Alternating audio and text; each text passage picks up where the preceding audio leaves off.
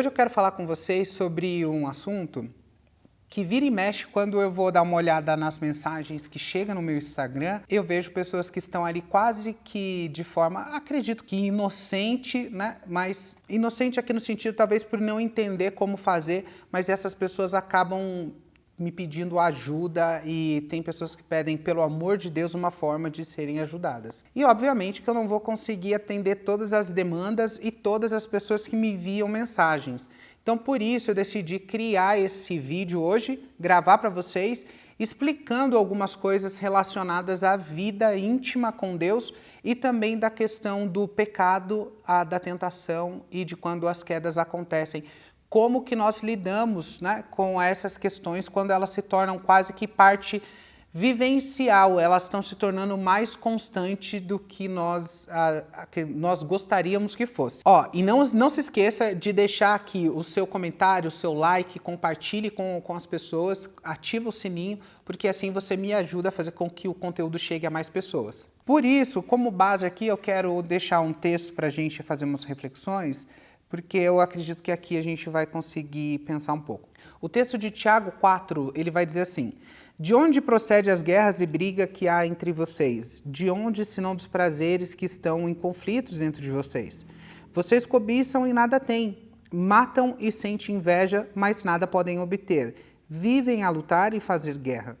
Nada têm porque vocês não pedem, pedem e não recebem, porque vocês pedem mal, pedem para esbanjar em seus próprios prazeres. Gente infiel, vocês não sabem que a amizade do mundo é inimizade contra Deus e aqueles que querem ser amigos do mundo se tornam inimigos de Deus? Ou vocês pensam que é em vão que a Escritura diz que é com ciúmes que anseia por nós o Espírito que habita em nós? Mas Ele nos dá cada dia mais graça, né? Ele nos dá cada vez mais graça. Por isso diz, Deus resiste ao soberbo, mas dá graça aos humildes. No 7 diz assim: portanto, sujeitem-se a Deus, resistam ao diabo e ele fugirá de vós. Cheguem-se perto de Deus e ele chegará a vocês. Limpe as mãos, pecadores, e vocês que são indecisos, purifiquem o coração. Reconheça a sua miséria, lamentem e chorem. Que o riso de vocês se transforme em pranto e que a alegria de vocês se transforme em tristeza. Humilhem-se diante do Senhor e Ele os exaltará. Esse texto de Tiago 4 aqui, ele é bastante conhecido, mas eu acredito que ele é pouco aplicado. A gente pouco entende as coisas que estão acontecendo aqui. A gente sempre aprendeu que confessar as culpas uns aos outros é muito eficiente, porque a Bíblia nos ensina que no momento que a gente faz isso é como se a culpa, o peso, ele saísse das nossas costas e a gente se sentisse mais leve. Mas é bem mais fácil você falar para mim tudo que você está vivendo, o que você está fazendo, quais são os seus problemas e aonde você está tendo dificuldade, você vai encontrar compaixão e misericórdia. Na minha fala mesmo, né, você vai encontrar isso em mim, que eu me coloco no seu lugar também e sinto o que você sente, isso se chama misericórdia, se colocar no lugar do outro. Mas eu tenho percebido que a gente prefere falar para o outro do que falar diante de Deus isso. E outra coisa que eu também tenho percebido muito é que nós muitas das vezes estamos fazendo a oração equivocada. Nós estamos constantemente, quase que num mantra, pedindo para Deus: Deus me livra, Deus me cura, Deus me liberta, Deus me ajuda. E a gente está sempre, e quase que vai se tornando constante, a gente não tem mais palavras para utilizar nesses momentos. E aqui quando nós estamos em enfrentamento na área da sexualidade, muitas pessoas oram para Deus tirar o sentimento que tem dentro do coração. Mas e se nós fizéssemos a oração de forma diferenciada? Aqui eu estou olhando para alguém com um olhar lascivo, desejando essa pessoa muitas das vezes. Porque nesse momento então eu não faço uma oração contrária a isso e peço a Deus: Deus, me dê capacidade de não enxergar essa pessoa mais como um objeto e sim como alguém que carece do seu amor e da sua misericórdia. No momento que a lascívia se aproxima, né, que aquele olhar malicioso, em vez de nutrir esse olhar malicioso, é automaticamente pedir a Deus para que você agora tenha novos olhos para as pessoas e olhar de uma outra forma para essa pessoa. Por quê? Porque às vezes a gente está pedindo mal porque a gente quer se ver livre da tentação, mas a tentação ninguém vai se ver livre. Enquanto nós estamos na vida, nós iremos estar propensos a situações como essas. Mas é uma área tão sensível essa que muitas das vezes a gente olha e esquece tudo que a gente viveu, tudo que nós estamos vivendo, o quanto que nós já fomos livres das garras das trevas, das prisões do pecado, e a gente acha que a parte essencial da nossa vida reside só nessa questão sentimental e da tentação. Por quê? Porque há um bombardeio de informações que vem o tempo todo sobre as nossas vidas, que a sede das nossas vidas precisa ser essa parte sentimental, aonde todo desejo que ele não é colocado para fora, ele é chamado de desejo reprimido. Mas eu não pensaria dessa forma. Por quê? Porque nem todo desejo é desejo benéfico e nem toda exposição, né? Nem toda exposição desse tipo de desejo vai terminar num lugar satisfatório. E o que eu penso aqui? É em algo duradouro, em algo que realmente vale a pena. Porque o que nós estamos buscando é o que a maioria das pessoas buscam, e essas pessoas que me mandam mensagem, é solução de problemas. Porque elas estão encontrando na vida certos tipos de problema. Mas elas querem enfrentar isso ouvindo o que os outros têm a dizer, ou que pessoas acompanhem essa pessoa durante essa trajetória. Mas a melhor forma que nós temos para enfrentar isso é o que Tiago 4,7 vai nos ensinar, que nós precisamos nos sujeitar a Deus, nos colocarmos diante da sujeição de Deus, e aqui é em humilhação, em pranto, em realmente um coração contrito e quebrantado, que é aquilo que Deus busca. Mas o pecado sexual, que é o centro aqui, ele tem a capacidade de esfriar, anestesiar e colocar as nossas vidas em uma certa dormência, o que eu diria que seria uma indiferença. Quando chega nesse ponto, que é onde a gente está analisando, né?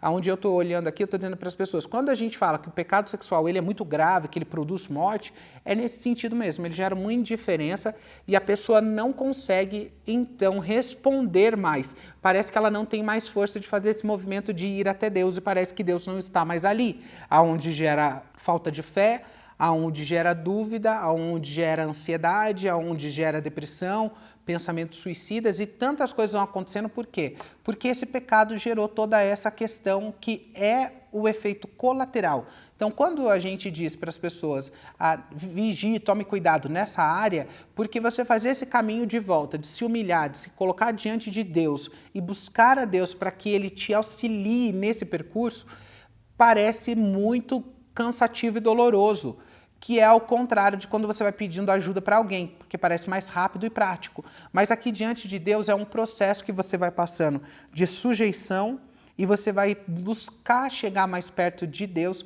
para que fique mais fácil essa sua percepção de que não é esse tipo de práticas, desejos e alimento mesmo que Deus tem para a sua vida, porque nós estamos alimentando a nossa mente, nossos olhos e o nosso coração, que é o que o texto aqui logo no começo vai dizer, as guerras que existem no meio de vocês existem por quê? Existe por conta dos prazeres que estão em conflitos dentro de você.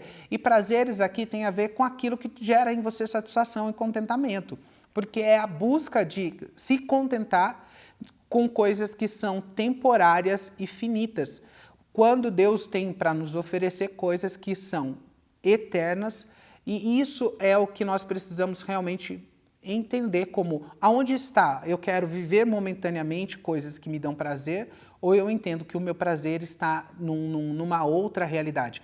Porque se a gente vive e a gente é alimentado sempre por essa busca totalmente hedonista de fazer aquilo que nos dá autoestima, né? Que faz com que a gente se sinta bem o tempo todo, a gente vai entrar num colapso, que é o colapso da sociedade hoje que a gente vive mesmo, que é o colapso da sociedade que ela quer fazer tudo o que ela deseja, ela quer sair, ela quer se divertir, ela quer dançar, ela quer experimentar, transar, ela quer fazer o que for, mas ela não quer lidar com as consequências disso, com as frustrações e com as realidades. Por isso elas querem um remédio mais rápido ou uma atuação mais imediata para que isso mude. E aqui lidando com o evangelho, com a mensagem mesmo, não vai ser tão simples assim, porque é uma trajetória que a gente vai precisar fazer agora para conseguir o resultado. Mas muitas das vezes a nossa oração é tão automática, a nossa vida de fé ela é tão rasa, que a gente continua com as mesmas orações e com os mesmos mantras. E ali não é esse o caminho que Deus quer para a gente. O caminho que nós precisamos traçar é o caminho da sujeição a Deus, é o caminho de chegar perto de Deus, e limpar nossas mãos, os tratados que nós temos feitos, os acordos que nós temos feito. Como que a gente vai limpar isso? Aonde nós temos colocado a nossa força? É limpar esse lugar da onde está a nossa autoridade entregue, trazer de volta para que a gente consiga, assim, purificar o nosso coração, porque aqui a gente fica numa indecisão. Eu sirvo, eu não sirvo, eu faço, eu não faço, eu sou, eu não sou. Eu estou cristão ou eu sou cristão. E a gente fica nesse conflito o tempo todo porque há uma indecisão que vai tomando conta das nossas vidas, o que automaticamente danifica o nosso coração. E aí nós precisamos o quê? Purificar esse coração fazendo esse percurso de Tiago 4:7 aqui, que é o percurso ideal para que a gente consiga bons resultados. Mas não é simples, porque a gente entra numa dormência tão profunda que Deus ele se torna só um reflexo daquilo que deveria ser para as nossas vidas, porque deveria ser uma contemplação constante, uma gratidão contínua e uma adoração vibrante, porque é isso para isso, né, que nós fomos criados. E se nós colocarmos qualquer outra coisa nesse lugar, e aí a gente vai dar espaço a pecados nocivos, perigosos, e que tem a capacidade de colocar a gente, não apagar, né? Porque a gente ainda tem aqueles reflexos, mas também não faz com que a gente chegue diante de Deus e a gente volte a viver aquilo que já vivemos um dia. Por isso, né, você que manda mensagem, você que tem dúvida, você que quer procurar uma forma de ser atendido, ninguém vai substituir aquilo que você precisa fazer.